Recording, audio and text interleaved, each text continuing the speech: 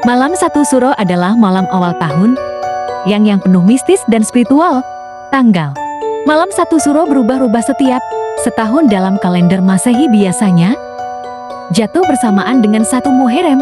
Oke, aku ceritain singkat aja dan setahu aku ya, jadi malam satu suro ada malam keramat bagi adat Jawa, yang dimana malam itu kita tidak boleh berpesta atau berpergian tanpa kepentingan banget.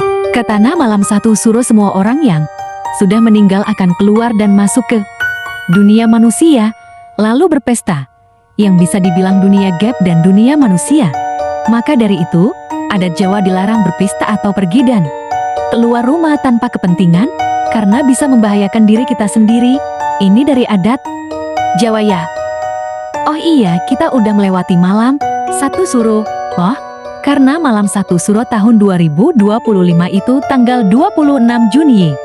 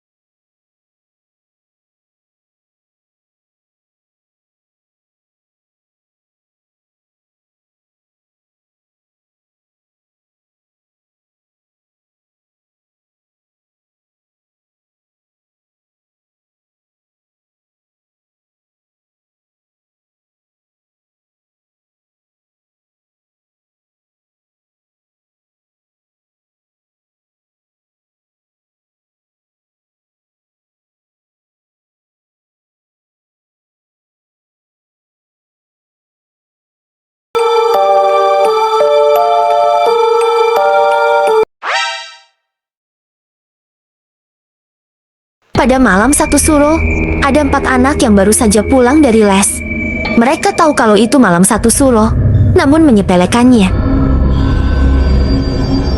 Kok jalan tumben banget sepi? Mana gelap banget lagi? Ya lu gak tahu apa kalau ini malam satu suro. Orang-orang mana berani keluar? Ih, jadi takut. Udah cepetan. Kita semua nginep di rumah kamu dulu ya. Rumah kita semua jauh. Iya bener, rumah kamu doang yang dekat. Oke deh, orang tuaku juga lagi nggak di rumah.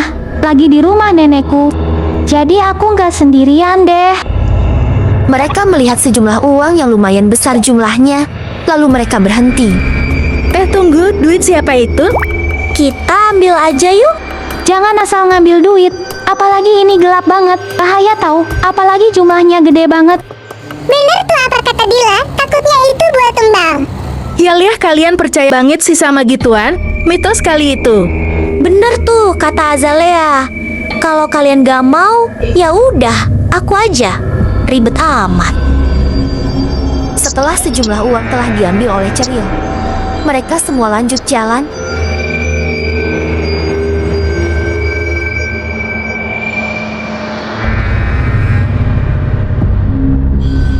Tiba-tiba mereka melihat seseorang.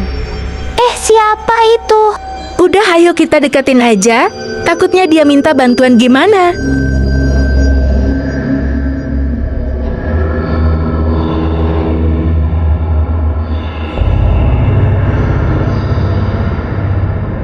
Mereka pun mendekati seseorang yang sedang berdiri dengan muka aneh.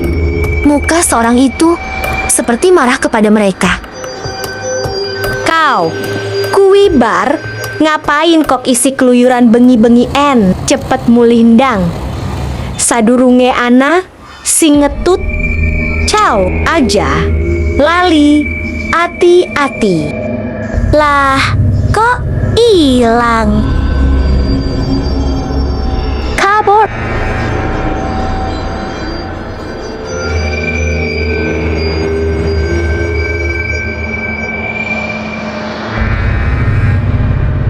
Akhirnya sampai juga ke rumah Dila, kapal banget. Iya nih, udah yuk masuk. Udah takut nih. Mereka masuk ke rumah Dila.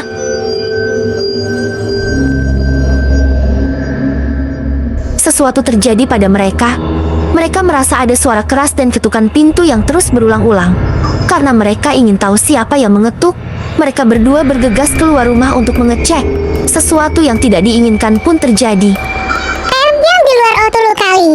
Orang tua gua ngetuk gak sekeras itu. Pasti dia juga manggil nama gua. Ganggu banget tahu, masa ada sih orang yang iseng tengah malam gini? Ya udah gua cek deh keluar, tapi gua butuh satu orang yang nemenin gua. Sama gua aja Rio, soalnya dia orang ini penakutan.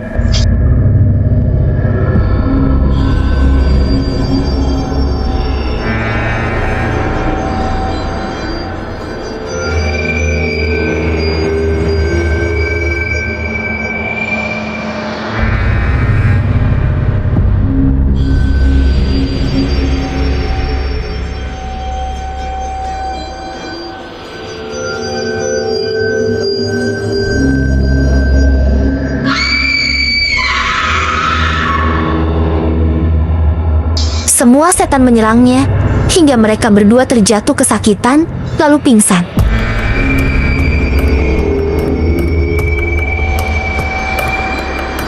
Mereka berdua kaget dan panik, karena nggak tahu apa yang terjadi di luar.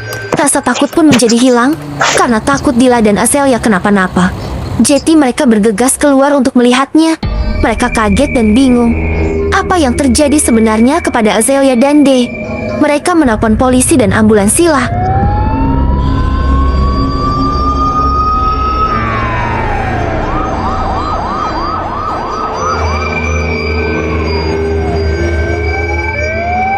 Ambulans tiba dan langsung membawanya ke rumah sakit.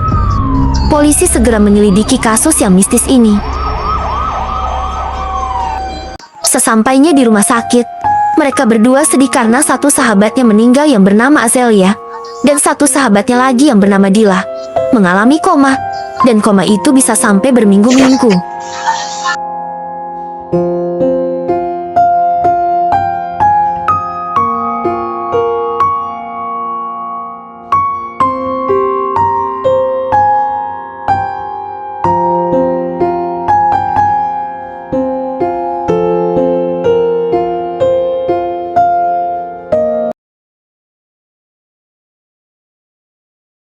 Pada malam hari, ada dua beradik kakak yang sedang di teras rumahnya. Mereka nggak tahu kalau ini adalah malam satu suro. Lalu, kakak ingin ke dalam rumah untuk mengambil air minum. Dek, tunggu sini dulu ya. Kakak mau ambil minum. Ya, Kak.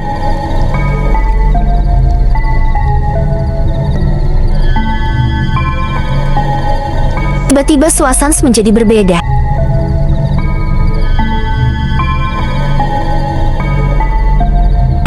Datang seseorang dari kegelapan entah dari mana. Ia mengajak anak kecil itu sambil membawa permen, lalu menggendongnya dan dibawa. Tanpa disadar, ternyata anak itu sudah diincar.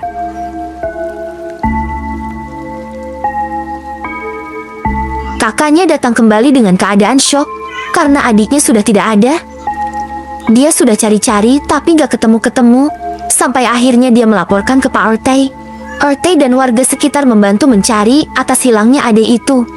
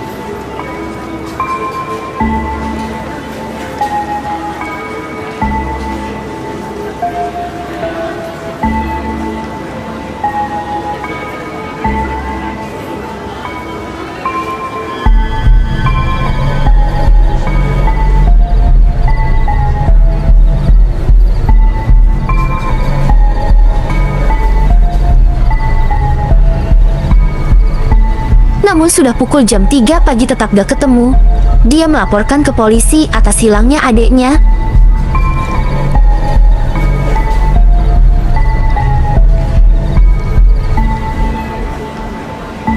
Polisi terima laporannya.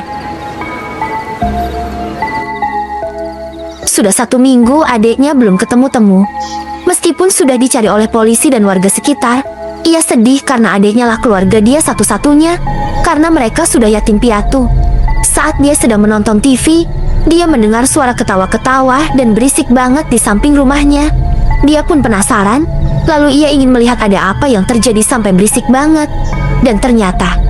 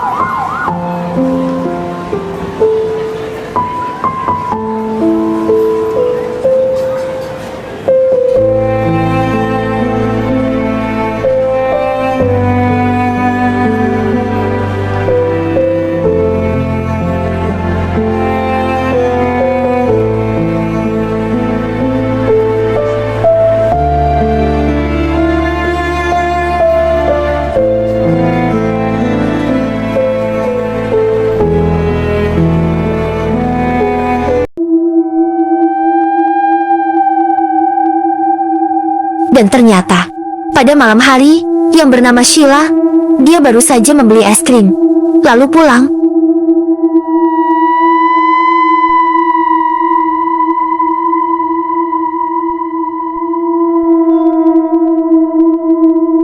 Perasaan dia sudah mulai gak enak, rasanya udah campur aduk, hal yang terduga pun terjadi. Dia kaget, dia langsung ngebut agar cepat sampai rumahnya.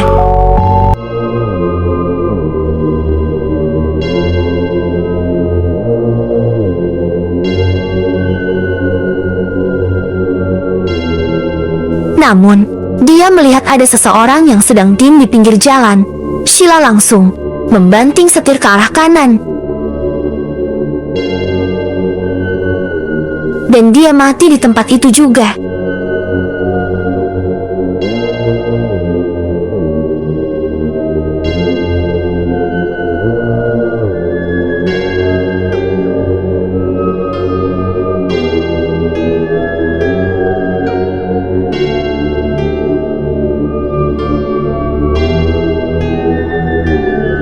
Semua warga mendekati tempat yang ada apinya.